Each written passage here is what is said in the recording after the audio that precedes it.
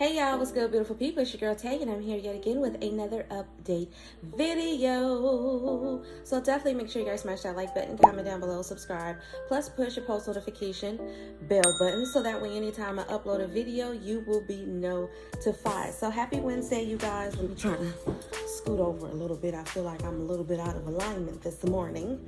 Okay, so if you guys are hearing any noises or whatever, I do have this window open right here just to kind of let some air circulate on the lower level of my house. But we are going to jump right into the news. So it is hump day. We are midway through the week, and I cannot tell you guys how excited I am to be there. Okay, it has been an up and down roller coaster of a week. I'm a little tired this morning, but it is okay. So let me get to the news source. All right, I may have to close that door, that window, if they get too loud. I'm not hearing too much of anything as of yet, but y'all know how it goes. Okay, so a lot of this, I'm going to tell you guys already right off the back, is going to be California news. Some of it is not, but we have Biden proposing a new Bill of Rights to protect Americans from AI harms. I'm not exactly sure what that is, but we're going to get into it. It says today the White House proposed, and this came out yesterday, okay? So this was yesterday. The White House proposed a blueprint for an AI Bill of Rights, a set of principles and practices that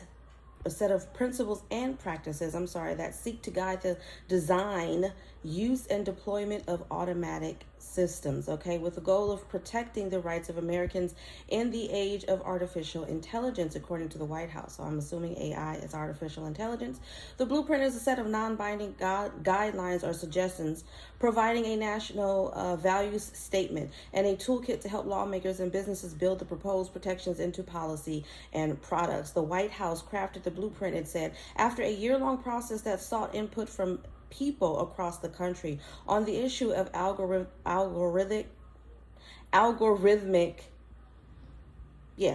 and data-driven harms and potential remedies. Okay, the document represents a wide-ranging approach to countering potential harms in artificial intelligence. It touches on concerns about bias in AI systems, AI-based surveillance, unfair healthcare or insurance decisions, data security, and much more in the context of American civil liberties, criminal justice, education, and the private sector. Among the great challenges posed to democracy today is the use of technology, data, and automated systems in ways that threaten the rights of American public, reads the foreword of the blueprint. Too often these tools are used to limit our opportunities and prevent our access to critical resources or services. A set of 5 principles deployed by the White House official of science and technology policy embodies the core of the AI blueprint.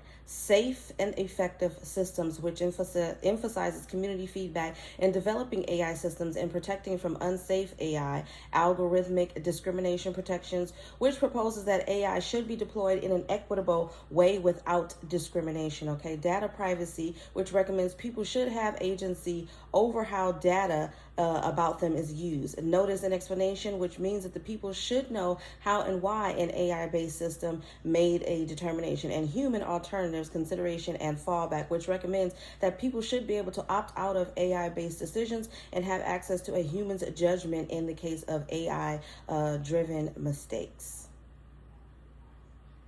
Implementing these principles is entirely voluntary at the moment, since the blueprint is not backed by any law. Where existing law or policies such as sector-specific privacy laws and oversight requirements do not already provide guidance, the blueprint for an AI Bill of Rights should be used to inform policy decisions, said the White House. So what do y'all, I don't like the fact that they're throwing around that word, AI systems, and the reality is that the world is constantly evolving, especially when it comes to technology and all of that. There already are things that exist that are run by an AI system, or what you would call an AI system, like these robots that can go around the house, and not these robots, these vacuum cleaner robot thingies that can go around your house and vacuum your house without you having to touch it. Okay, so eventually it's going to get to a point where all things are going to be more AI based, but I hope that they keep that in consideration to give everybody, or give anybody, the option to choose to have a human actually decide. Now, for some people that may be like, well, I would rather a machine, because a machine has no feelings, it has no emotions. However, a machine is going to do what it's programmed to do. So if it's programmed to discriminate, if it's programmed to judge a person based off of certain criteria, then that's what the machine is going to do. It's going to do it obviously without any type of feelings or emotional bias, but it's still going to do what it's programmed to do. Okay, so just keep that in mind. I don't know where they're going with this.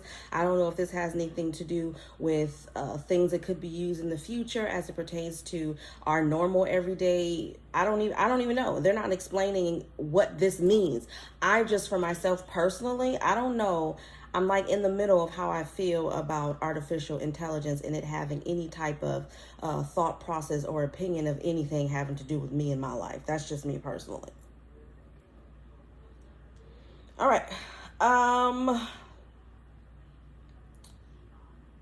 Hold on. Okay. So, actually, no. Hold on. Here we go. Build Back Better. Biden calls for return of the expanded child tax credit. Okay, now this article actually came out quite a few days ago. This was September 9th when this came out, but I'm still going to give it to you guys as of now. I need to take a sip of my chai, though, because my mouth is a little dry. Give me a moment, y'all.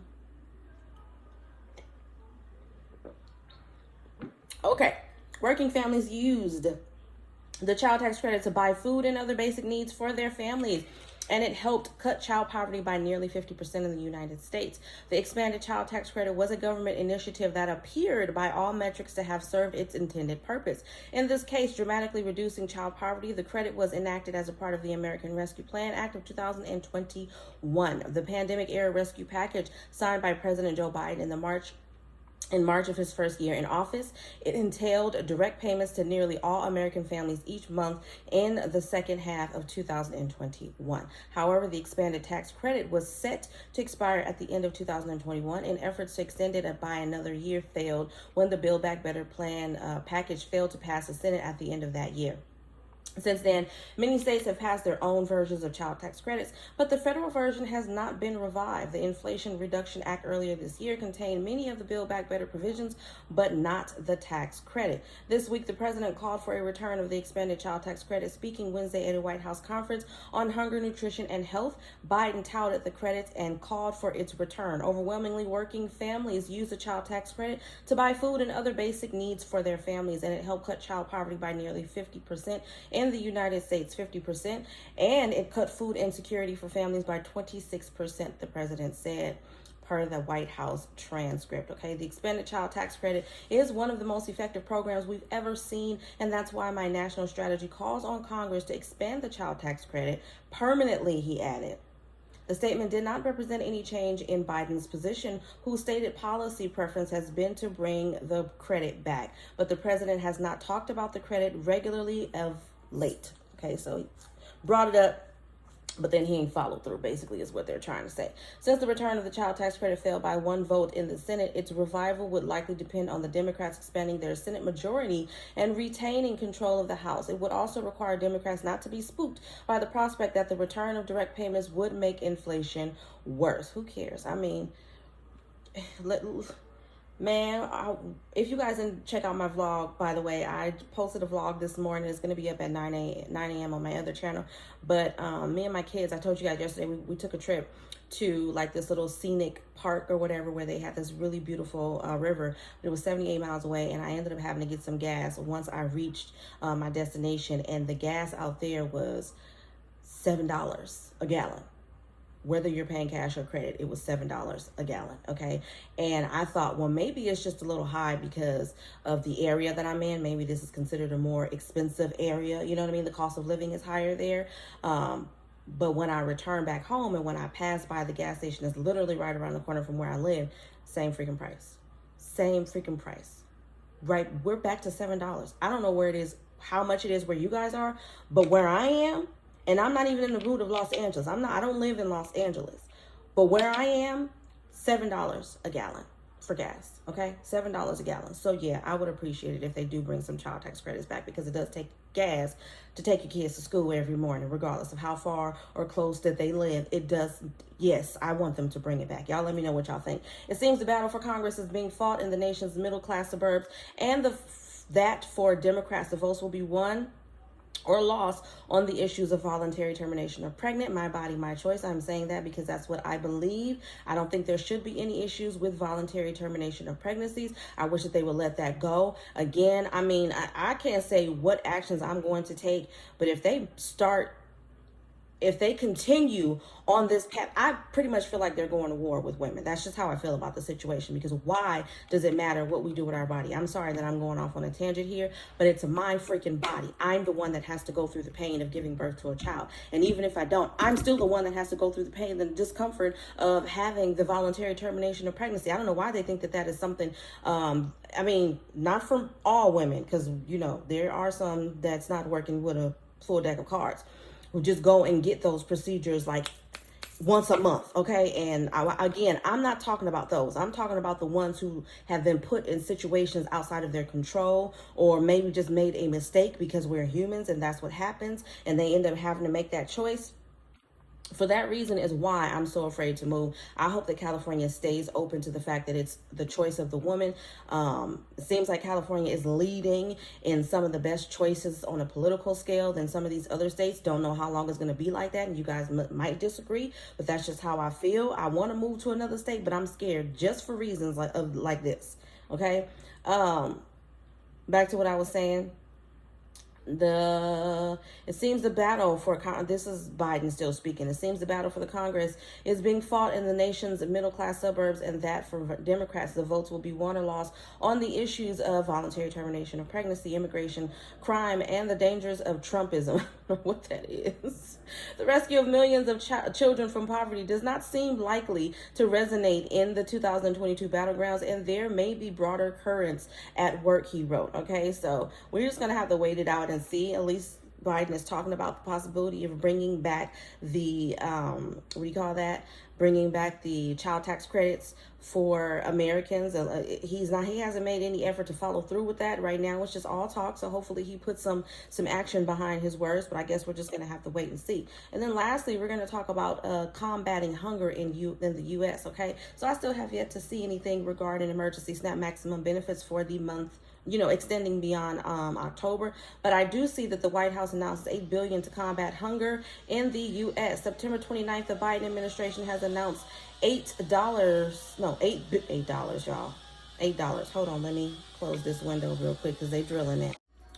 All right, so I think I'm actually going to save this one for another day, and the reason for that is because my son is upstairs crying, and he's probably not going to let me get through that article and then try to do everything that I'm trying to do right now. So I'm going to end off with emergency SNAP maximum benefits. Now, I'm not going to give you guys the payout dates because I did go over that in detail yesterday. So we're just going to call out the names of the states as of today, which is Wednesday the 6th. The 5th, I'm sorry, that has currently been approved for emergency SNAP maximum benefits for the month of October. We have Alabama, California, Colorado, DC, Hawaii, Illinois, Kansas, Louisiana, Maine, Maryland, Michigan, New Jersey, New Mexico, New York, North Carolina, Ohio, Oklahoma, Oregon, Pennsylvania, Rhode Island, South Carolina, Texas, Utah, Virginia, Washington, West Virginia, and Wisconsin. Sorry about that. I had to put my foot down because he was going to keep yelling and yelling and yelling.